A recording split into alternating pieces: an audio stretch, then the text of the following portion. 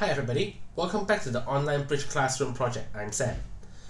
Here comes the third episode of the MatchPoint strategy series, and today we are looking into ways to create magic. Usually, opponents do not create disasters for no reason, so we have to set traps for them in order for them to make stupid moves. So the strategy I want to share today is to bid fast.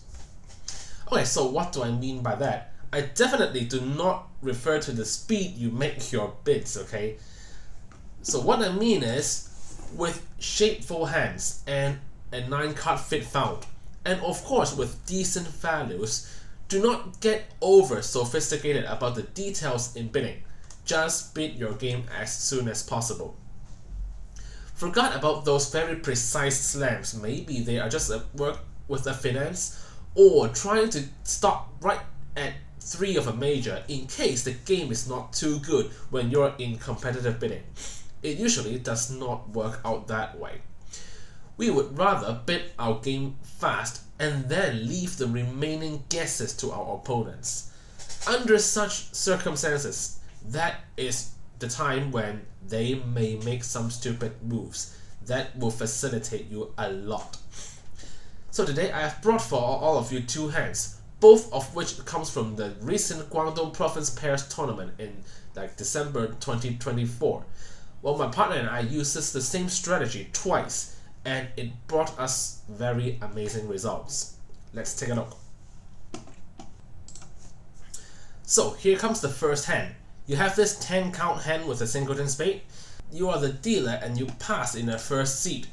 And after that, left hand opponents open a spade and partner overcalls with 2 heart. Pass to you. So what do? Well, yes, you may not be able to make 10 tricks when partner turns up with the worst hand of all, but having a maximum pass hand, very good 4-card support, singleton in opponent's suit, that fulfills our criteria as a shapeful hand with decent values and a 9-card fit. So make the bid 4 heart very attractive. Well, forget about whatever invite tools you have. You may have a Qubit invite, you may have a Bergen race, but it doesn't matter. Just bid your game with a good shape and a 9-card fit. So, after you care no more and bid 4 heart at this point, the pressure is now in the West hand.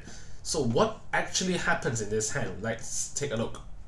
Okay, so after you bid 4 heart, the pressure is now on them. Well, the West hand feels that he's a very good hand and it's worth some action over 4 hearts. So, at the table, West doubles, showing a strong hand, hoping to compete further. And well, when it's passed to East with that literally worthless hand, he chose to remove the double and bid 4 spade as he sees no chance of defeating 4 heart. Of course, it gets doubled. South doubles here to show that he has decent values and the 4 heart is not for preemptive purpose.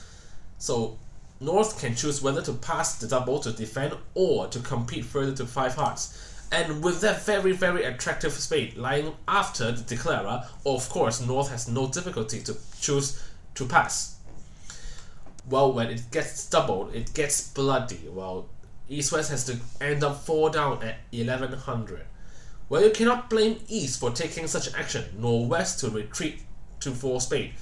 The North-South side has just done the right thing to give them the proper pressure to create such a disaster. Okay, so let's take a look at the second example. While being non-vulnerable against vulnerable, partner opens a weak 2 spade at the first seat, and it's passed to you. Well, you will get excited about this hand. You have a very good hand, doesn't you? You may be thinking immediately about exploring the possible slam. Maybe we have 6 spades. Should you be showing your heart suit first? Should you ask about trump quality? Or should you search for a singleton? Or should you show your diamond singleton? You may be very busy about all these right now. Well, but pause. You have only 2 key cards. So which means you need 2 key cards and the trump queen from partner to make 6 spade a decent contract to play. Well, I'm not saying that it's impossible. Partner can show up with the king queen of spade and an ace in the minor suit. But as we say, when you have a shapeful hand and a 9-card fit, Well, supposedly, we are advised to bid quick at match points and let the opponents do the rest of the guessing work. So let's see what would happen if you bid 4 spade immediately after 2 spade. What difficulty will your opponents face? So this is the whole story. After you bid 4 spade, West is in great trouble. He is now faced with a very nasty guess. Double or 5 diamond can both be reasonable choices. Well, tough decision to make. You may be afraid the partner will bid 5 heart after you double, so that's absolutely not a good idea. At my table, West chose to bid 5 diamond over 4 spades, showing his good diamond suit, hoping to play there. Well, afterwards, you have no difficulty choosing to penalize 5 diamonds over this vulnerability. And it is not very difficult for the defenders to collect another 800 from this 5 diamonds doubled contract. So remember, when you find yourself holding a shameful hand with a 9 card fit found, well, or more than 9, do consider to bid your game quick and leave the guess to your opponents.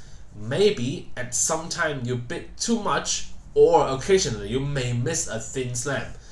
But when your opponents make a disastrous guess just like these two, you surely have some story to share with your friends. Okay, here comes to an end to my sharing today. Hope you like it, and see you all next time. Bye bye.